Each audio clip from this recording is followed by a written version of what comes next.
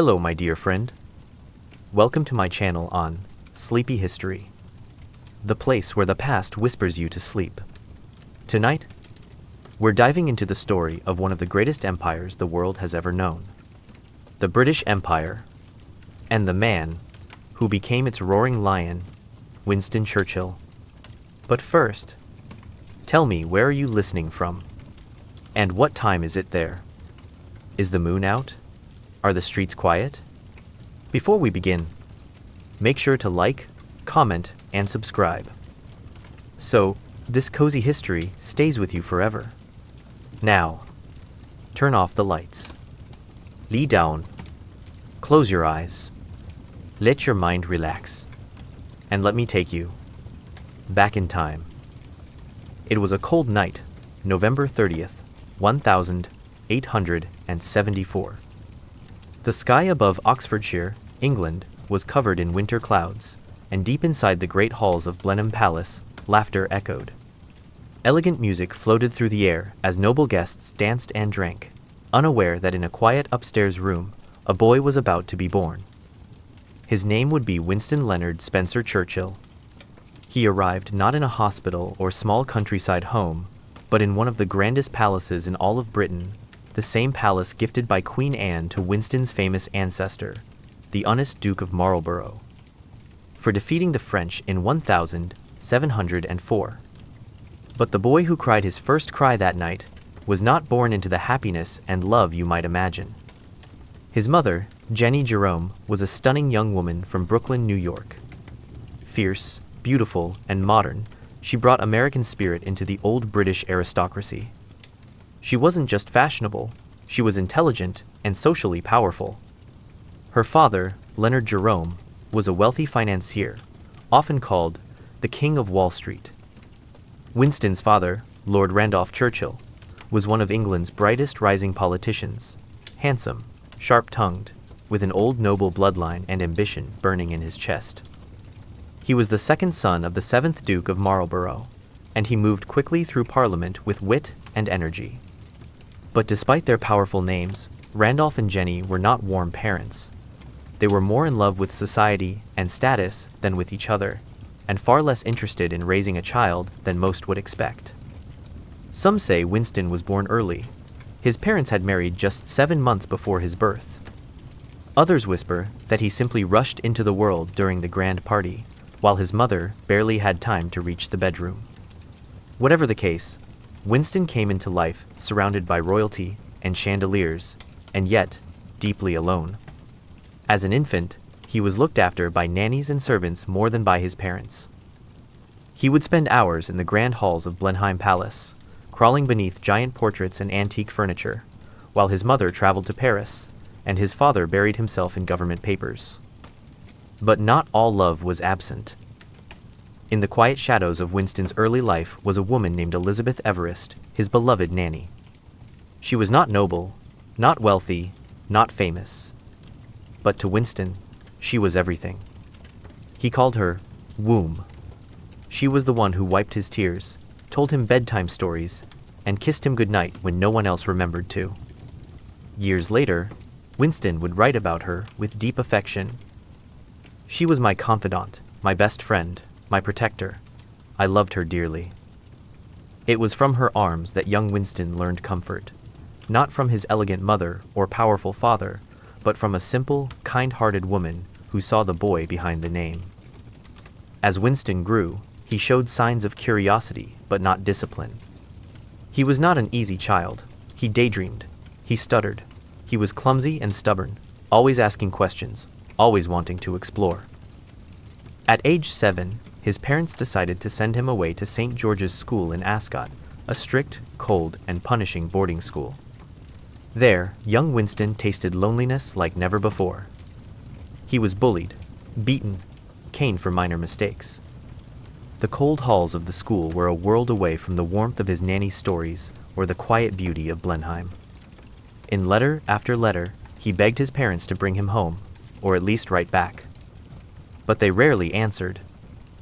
One letter he wrote simply said, "I do wish you would write me a letter very soon. I long for one so much." But the response never came. Later, he was moved to Brunswick School in Hove, and then finally to Harrow School, a well-known, prestigious academy where future leaders were shaped. Even at Harrow, Winston struggled. He hated Latin, failed in mathematics, and was always seen as behind the other boys. But there was one area in which he quietly began to shine: English composition. He loved words. A had a deep memory, and when he spoke aloud in class, his teachers noticed something. Though he stuttered sometimes, when he found rhythm in a sentence, his voice carried power. Still, he remained far from the top of his class. And his father was unimpressed. Lord Randolph rarely visited, and when he did, he brought criticism instead of comfort. In one heartbreaking letter, he told Winston, "You are a constant disappointment to me. You have wasted your opportunities and your intelligence. I see no future for you." Those words could have crushed a weaker boy. But in Winston, they planted something else: a desire to prove, to rise, to build a name not inherited, but earned. He didn't hate his father, he admired him deeply, but the absence of his father's pride would haunt Winston all his life. At Harrow, he began to read widely. Not just novels, but military history, political speeches, philosophy. He memorized long poems, sometimes entire pages, and began practicing how to deliver them. He watched how words could move people, how speeches could change history.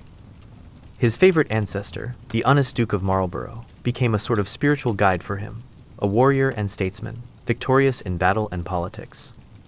And slowly, Winston began to see himself in that image. As his school years ended, he made a decision: he would join the army. But not just to serve, to write. He would go where history was happening and report it. He would travel, fight, witness, and then bring those stories back to the British people. But before he could do any of that, he had to pass the entrance exam to Sandhurst, the Royal Military Academy. He failed, then failed again. On his third attempt, he finally passed, barely. It didn't matter, he was in. Winston was not yet a man of power. He was not yet a voice of history, not yet a prime minister, not yet a world leader. But he had made it through the cold boarding schools, through the silence of his parents, through the cane strikes and cold nights. And now, he was about to enter the world. The boy who once cried in his nanny's arms was about to become a soldier, a traveler, a writer, and, one day, the voice of a nation.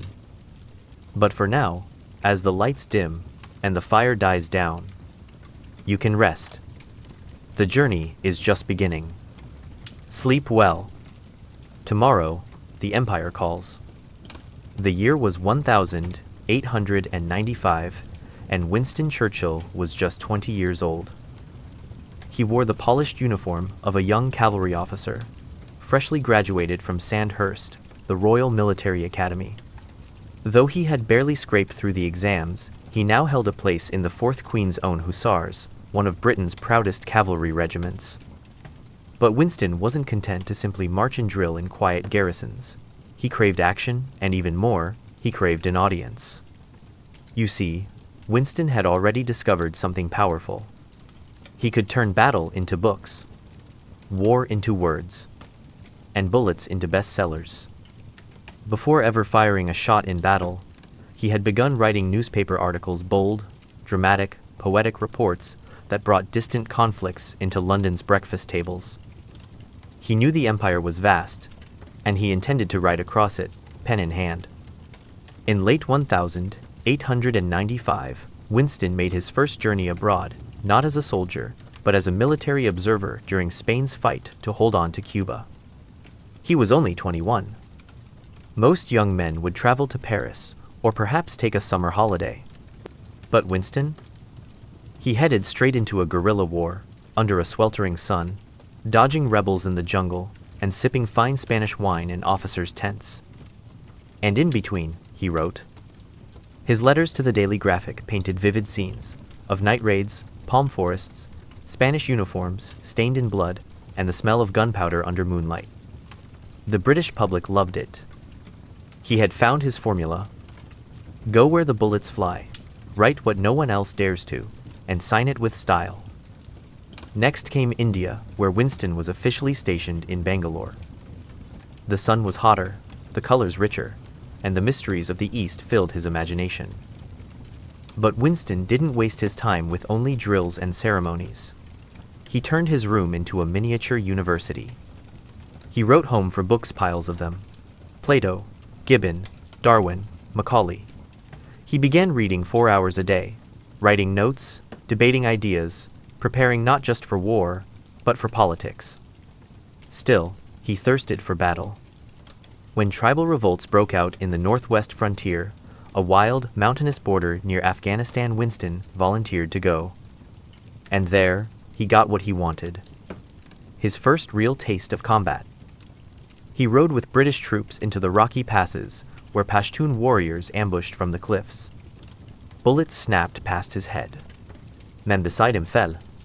And still, Winston stood, riding at night, riding by day, living 2 lives, soldier and storyteller. His reports were turned into a book. The story of the Malak and Field Force. It was sharp, exciting, intelligent. And it sold well. He was no longer just an officer. He was a published author, a rising name.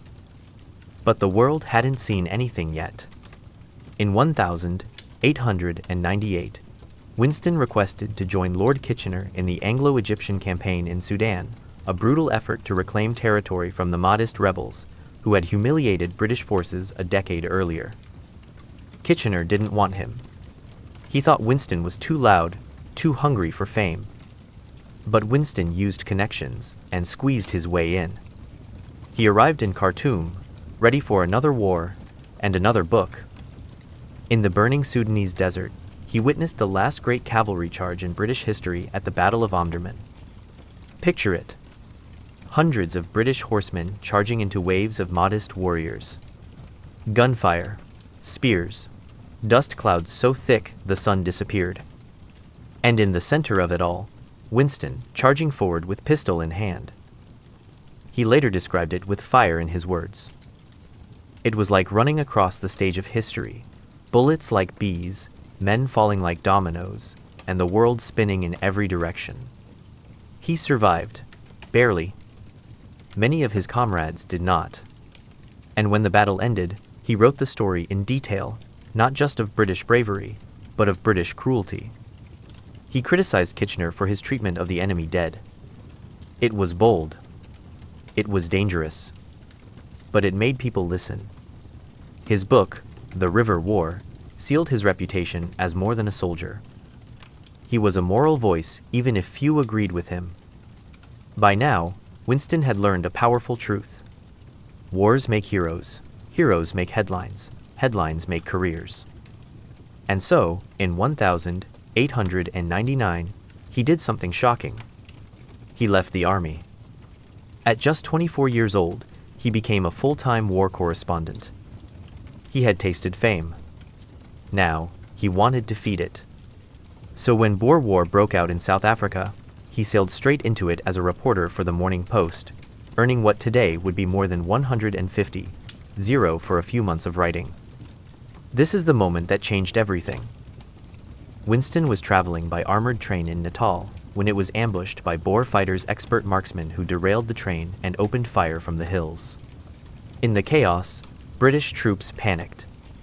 Winston, though unarmed and a civilian, ran through gunfire, helping soldiers push the engine back onto the tracks, directing orders, saving lives.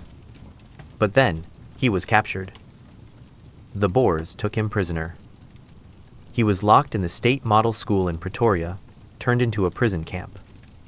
The world was watching. The British Empire's favorite young writer was behind enemy lines. But Winston wasn't about to sit quietly. One night, under darkness, he escaped. He climbed over a prison wall, jumped onto a passing coal train, and disappeared into the night. He had no map, no food, no weapon, only a small stash of chocolate and raw courage.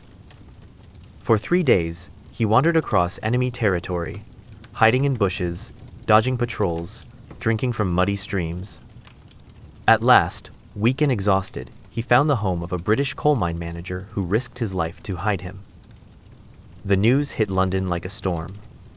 Churchill escapes. Hero flees Boer captors. The Empire's golden boy returns. Winston returned home to cheering crowds. He had become more than a writer, more than a soldier, more than a name. He had Becco by 1900. He was just 26 years old, and yet his name was known across Britain. The boy once mocked in school, the young man once told by his father he'd be a failure, was now a national celebrity. And so, with fame behind him, he did what he had always planned. He ran for Parliament. This time, not with a sword or a gun, but with speeches that could shake the walls. He stood for the Oldham seat, and this time, the votes went his way. Winston Churchill, soldier, writer, adventurer, had now become a member of Parliament. The world would never be the same again. But that is a story for another night. For now, let the sound of gunfire fade. Let the dust of Sudan settle. Let the trains of South Africa disappear into dreams. And rest. Tomorrow, we enter the halls of power. The young warrior has taken his seat, and the Empire is listening. Me, a symbol. It was the year 1900. Winston Churchill was just 26 years old. No longer in uniform, he now wore crisp suits and carried a silver-tipped cane. He stood on stages, waving to crowds, speaking with thunder in his voice and lightning in his words. And when the ballots were counted in the English town of Oldham, Winston had won. He was now a member of Parliament, one of the youngest in Britain. But he wasn't like the others. He didn't bow politely or keep his voice soft. He challenged the old men. He provoked. He spoke his truth, even when no one wanted to hear it.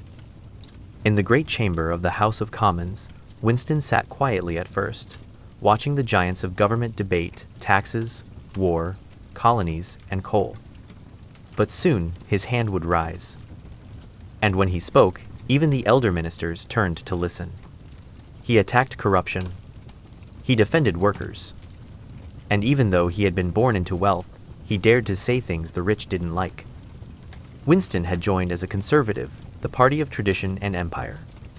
But deep down, he was not so traditional. He believed in change. And by 1904, just 4 years after entering Parliament, he shocked everyone. He left the Conservative Party. Winston crossed the floor of the House of Commons, a rare and dramatic gesture. He joined the Liberal Party, the rivals of his old allies. Why? Because he believed they were on the side of the people, the poor, the hungry, the working class. It was a bold move. Many called him a traitor. But Winston didn't care. He once said, "Some men change party for principle. Others change principle for party. I stand with principle." And once again, his risk paid off. In the Liberal Party, Winston rose fast. By 1908, at just 33 years old, he was appointed to the cabinet, one of the youngest ever to hold such power. His first big job? President of the Board of Trade. That might sound boring, but it was not. Because this was the moment Winston began building the modern welfare state. He introduced unemployment insurance. He pushed for minimum wages. He helped limit child labor.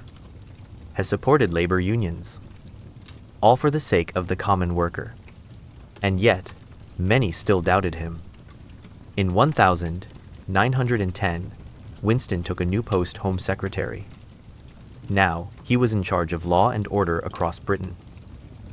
It was a powerful job, and a dangerous one. When riots broke out in Wales, Winston sent troops. When anarchists took hostages in London, he appeared in person, coat flying in the wind, watching the shootout unfold. People cheered him as brave. Others said he was reckless. Then came one of the biggest battles of all, not on a battlefield, but in Parliament. Votes for women. The suffragette movement was growing fast. Women across Britain demanded the right to vote. They held protests, hunger strikes, and even threw rocks at Parliament's windows. Winston supported reform, but not full voting rights yet. This caused fury. His speeches were interrupted. Crowds booed him. Suffragettes chained themselves to his home. It was a time of deep division. And yet, Winston stood firm, calm, bold, and never silent. By 1911, Churchill received a new title, one of the most powerful in the empire. First Lord of the Admiralty, head of the Royal Navy. Now, he wasn't just debating laws. He was commanding fleets. And he knew war was coming. Across the sea, Germany was building ships. Tensions in Europe were rising. So Winston modernized the Navy. He introduced new warships, faster and stronger. He pushed for oil-powered engines, giving Britain a crucial edge. He visited docks, tested submarines, even flew in early planes himself, always hungry for progress. By the time World War I approached in 1914, the Royal Navy was stronger than ever. And Churchill stood ready. In August 1914, the world changed forever. Germany invaded Belgium. Britain declared war. And Churchill was at the center of the storm. He sent ships to protect trade routes. He coordinated naval attacks. He tried to crush German U-boats. And at first, the British public cheered him. But then came the disaster. Winston believed in bold moves. And one of his boldest ideas was this. Instead of fighting Germany only in Europe, why not open a second front in Turkey? The goal: take control of the Dardanelles Strait, defeat the Ottoman Empire, and help Russia from the south. It sounded smart. But in practice, it was a tragedy. In 1915, British and Allied forces landed at Gallipoli. The Turkish cliffs were steep. The beaches were deadly. The planning was poor. And day after day, soldiers died in the sand. The campaign failed. Thousands perished. And Winston Churchill, though not the only one responsible, was blamed. He was forced to resign from the Admiralty. The hero of the Navy was now a man disgraced. Churchill could have retired. He could have stayed silent. He could have escaped the storm. But instead, he returned to what he knew best: the battlefield. In 1916, he joined the British Army in France. Wearing a captain's uniform, he served in the trenches of the Western Front. Yes, the same man who had once led fleets and debated laws was now sleeping in mud, leading men through shell fire and watching friends die beside him. He fought. He wrote. He mourned. And when he returned home, he was changed. The boy who once chased glory now understood the full price of war. By 1917, Churchill slowly returned to politics wounded, humbled, but not broken. He served in new roles: Minister of Munitions, then Secretary of War. He helped rebuild the army, supply weapons, and plan for peace. And in 1918, as World War I ended, he stood with the leaders of victory. But the world was not the same. Britain was exhausted. The empire was shaking. And the public no longer trusted old heroes.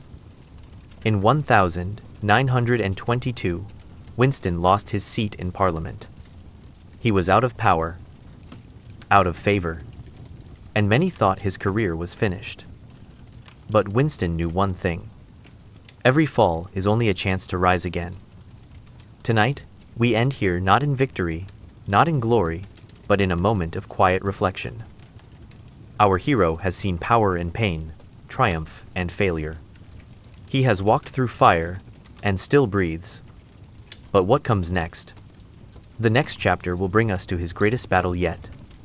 Not on the fields of Gallipoli, but in the skies over London.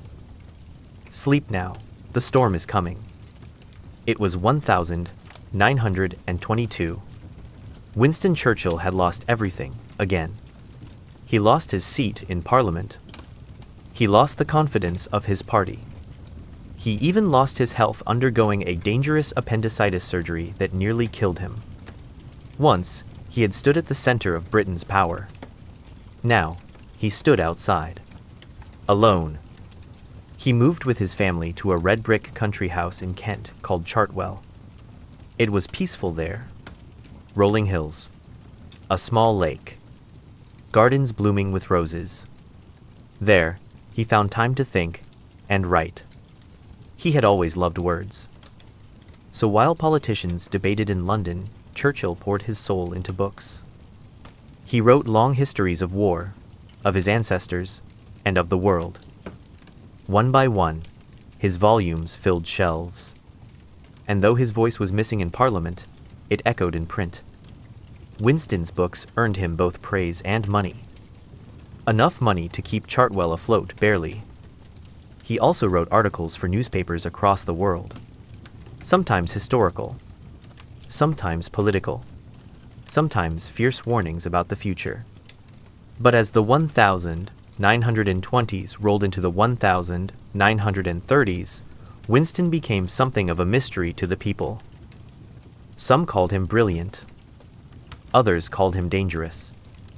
He had left the Conservative Party, joined the Liberals, and now was somewhere in between. He seemed too bold, too stubborn, too out of place. In 1924, Winston returned to politics. He was re-elected as a member of Parliament, this time as a constitutional conservative. Yes, he was back, but not quite at the top. Prime Minister Stanley Baldwin gave him the role of Chancellor of the Exchequer, Britain's finance minister. He now controlled the empire's money. But Churchill, always confident, made a decision many would regret. He returned Britain to the gold standard, a strict economic policy that caused wages to fall and unemployment to rise. It was a mistake. By 1929, the global Great Depression was beginning, and Winston's time in government came to an end. He would not return to power for a full 10 years. And this time, the wilderness felt colder. As Churchill grew older, he watched with growing fear. Far across the sea, in Germany, a strange man with a mustache and a roar in his voice was rising fast. His name was Adolf Hitler. He promised glory. He blamed minorities. He built armies. And in Italy, another dictator, Benito Mussolini, marched through cities, preaching fascism. Churchill, unlike many British leaders, saw through the charm and the speeches. He saw the danger, and he began to warn the world. Speech after speech, article after article, he called for rearmament. He said Britain must rebuild its air force. He begged Parliament to wake up. But no one listened. In the 1930s, the world wanted peace at any price. After the horror of World War I, people feared more bloodshed. So when Hitler marched into the Rhineland, Britain did nothing. When Mussolini attacked Ethiopia, Britain said little. When Germany armed itself, Britain stayed quiet. And when Winston Churchill rose to speak in the House of Commons, they laughed. They rolled their eyes. Some even walked out. He was called a warmonger, a relic, a man of the past. And so, Churchill returned to Chartwell. He fed his fish, painted in the garden, wrote late into the night. But he watched, and he waited, because in his heart he knew his time would come again. You might not think of Winston Churchill as a painter, but during these years he picked up a brush and began to create soft landscapes, still lakes, orange skies over French villages. It calmed his restless mind. His home, Chartwell, filled with color. He also became deeply devoted to his family. His wife, Clementine, stood by him through every storm. Together, they raised 5 children. Though Winston was often away in his mind reading, writing, worrying, he still found moments to laugh with them, teach them, and love them. By 1936, Hitler had become Germany's dictator. He had built tanks, warplanes, and concentration camps. He tore up peace treaties. He began to dream of conquest. And again, Winston warned the world. He gave speeches, not angry ones, but stern and honest. He said, "Germany is arming fast. We are asleep. But if we wait too long, we will wake up in chains." Still, the British government chose to appease Hitler to give in, hoping it would avoid war. In 1938, Prime Minister Neville Chamberlain flew to Germany. He returned with a signed piece of paper, smiling. "Peace for our time," he said. But Churchill did not smile. He said, "You were given the choice between war and dishonor. You chose dishonor, and you will have war." By 1939, Hitler invaded Czechoslovakia. Britain still waited. But in September, Germany invaded Poland, and now, finally, Britain could wait no more.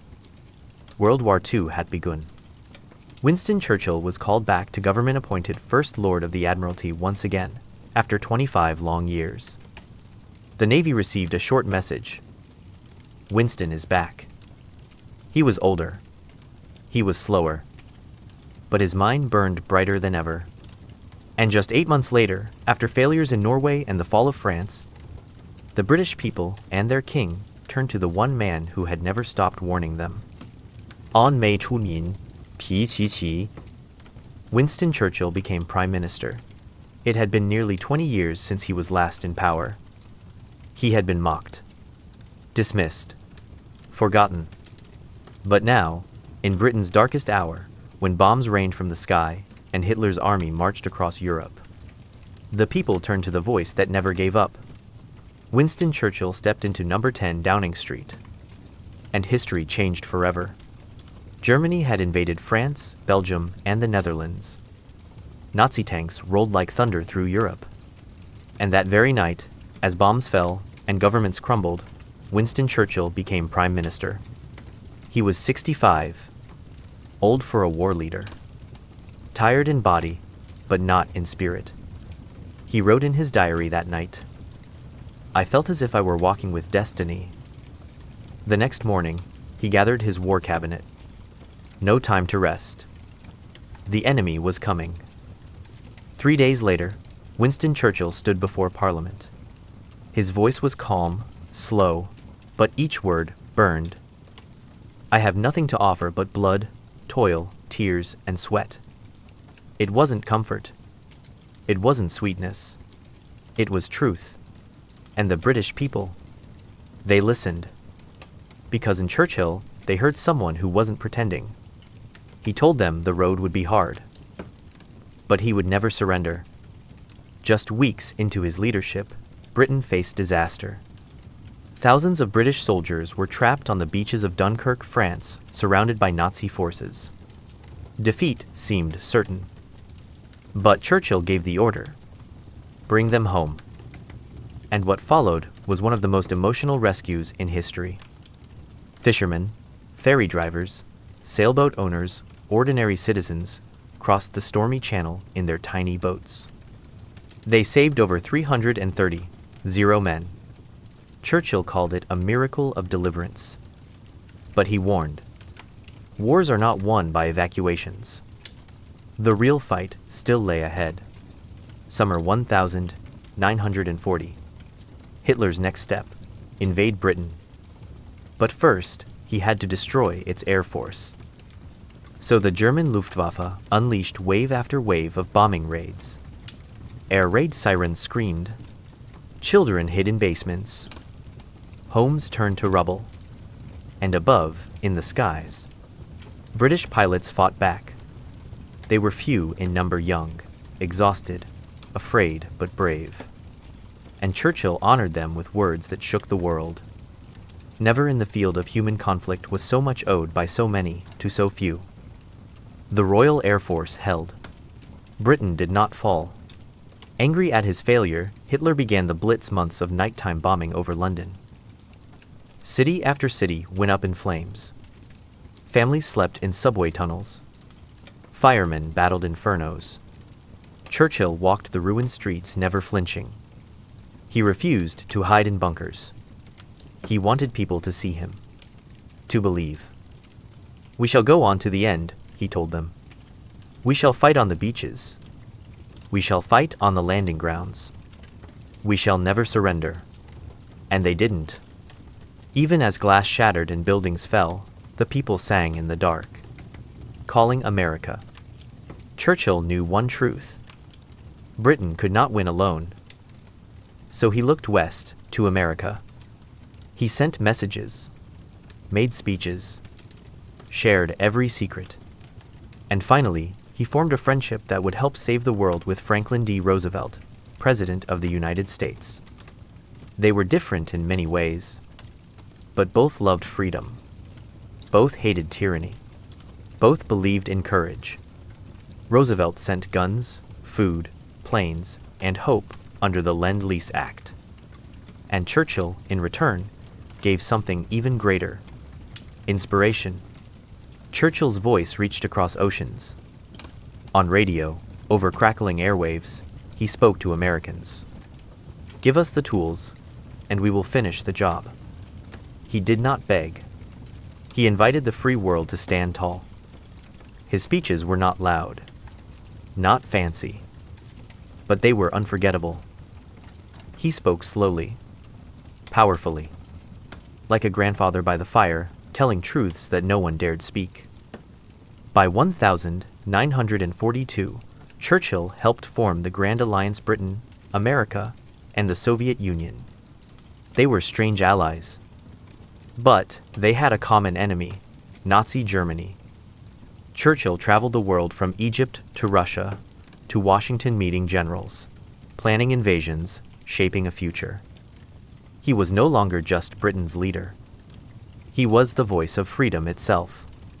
He helped plan the invasion of North Africa, the landings in Italy, and the ultimate battle day in France. And through it all, he never stopped writing, painting, or inspiring his people. Churchill didn't just fight with bombs. He fought with words. Even in the worst moments, he found sentences that gave people hope. If you're going through hell, keep going. Success is not final. Failure is not fatal. It is the courage to continue that counts. This was their finest hour. People wrote these lines on walls, spoke them to their children, carried them like armor in their hearts. On June 6, 1944, the Allies landed on the beaches of Normandy, France. It was the largest invasion in human history. And Churchill, now 70, wanted to go with them onto the battlefield. His generals begged him not to. The king even wrote him a letter: "If you go, I will go too." So Churchill stayed behind. But he waited all night. And when he heard the landing had succeeded, he wept. He knew the war was turning. Freedom was winning. In May 1945, Nazi Germany surrendered. The war in Europe was over. London exploded with joy. People danced in the streets. Church bells rang. Winston Churchill stood before the crowds, his V sign raised high, cigar in hand. He was a hero, a lion. He had led Britain through its darkest night into dawn. But in his heart, he was tired. The world had changed. And now, peace would bring new challenges. Just weeks after victory, Britain held an election. Churchill believed people would want him to stay. But they didn't. They voted for change, for healing, for a new voice. Churchill was shocked. He left office in tears. He had saved his country. And now, they turned away. But true to form, he smiled and said, "That's democracy." And now, as you lie still, perhaps you hear the echo of those words: on the beaches, in the skies, never surrender. The world was saved because one man refused to give up. Our lion has roared. And next time, we'll walk with him into his final years, into reflection, memory, and the soft light of farewell. It was 1945. The guns had fallen silent. The bombs stopped falling. Europe was free. Winston Churchill, the man who had led Britain through fire, was no longer prime minister. He had been voted out. A hero, gently set aside. And so he left Downing Street quietly. Without anger. He went to the country. To Chartwell, his red brick home in Kent. There, surrounded by books, roses, and his beloved black swans, he painted. He wrote, he rested. And for the first time in years, he heard silence. Churchill loved to paint. He began during moments of depression what he called his black dog. But now, in these golden years, painting gave him peace. He stood in fields, brush in hand, capturing skies, rivers, flowers. He once said, "Painting is a companion with whom one may walk a great part of life's journey." And indeed, he painted over 500 canvases. For a man who had spoken so many powerful words. This was now his quiet language. Even in retirement, Churchill couldn't sit still. He began writing his 6-volume memoirs. The Second World War. It was not just history, it was his memory, his thoughts, his truth, and the world read every word. The books made him millions, but more importantly, they made him a global voice once again. And in 1953, he won the Nobel Prize in Literature, not for peace, not for war, but for words. The man who had stirred nations now stirred minds. In 1951, at age 77, Churchill was elected prime minister again. Older, slower, but still burning with purpose. The Cold War had begun a silent, icy standoff between the West and the Soviet Union. Churchill warned of the Iron Curtain falling across Europe. He didn't want another war. He wanted unity between Britain, America, and Europe. But age was catching him. His speeches grew softer, his walks shorter. In 1955, he finally stepped down for good. The lion laid down his crown. Churchill's wife Clementine had been by his side for over 50 years. Strong, private, loyal. She had held the home when he held the nation. They had 5 children, though one died very young. His relationship with them was often distant, especially with his only son, Randolph, who struggled with his father's giant shadow. But Winston loved them all, deeply, even if quietly. In his final years, he spent time with his grandchildren telling stories, drawing them sketches, and giving them small lessons of history, hope, and humor. Even after retirement, Churchill remained the most famous man alive. Kings visited him. Presidents called him. Children wrote letters from every corner of the globe. Statues rose in his honor. Schools, ships, even whole cities bore his name. In America, President John F. Kennedy made him the first honorary U.S. citizen in history. Imagine that. A British Prime Minister, now part of America too. Churchill smiled and said, "I am a child of both worlds." And perhaps he truly was. By the early 1960s, Churchill's health declined. He suffered multiple strokes. He no longer painted. He rarely spoke in Parliament.